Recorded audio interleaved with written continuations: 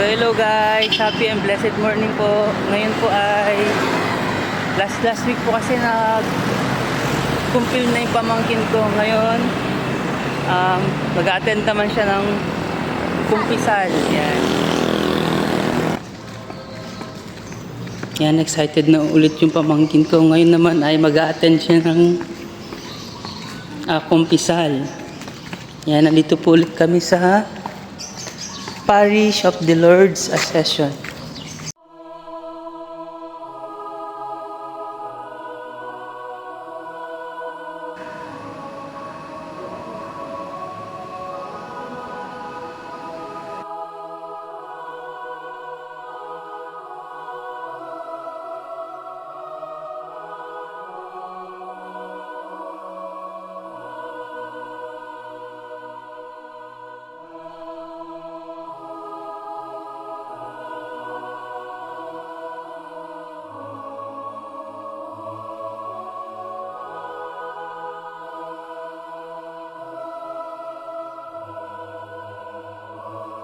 Anong ginawa mo sa taas, Jacob?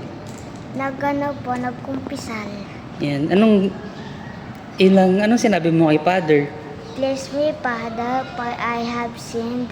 This is my first time to confess I have committed the following sins. Pag-aaway po ng aking kapatid. Tatabog po kapag sinasabihan po maglinis. Nagsasagot ng hindi maganda kapag nagsasabi po ng hindi maganda sa lolo at lola. Anong mapapayo mo sa mga batang makukulit? Sumunod po sa mga magulang. Yan, sundin yung utos ng mga magulang nila para hindi sila mapagalitan. Yan.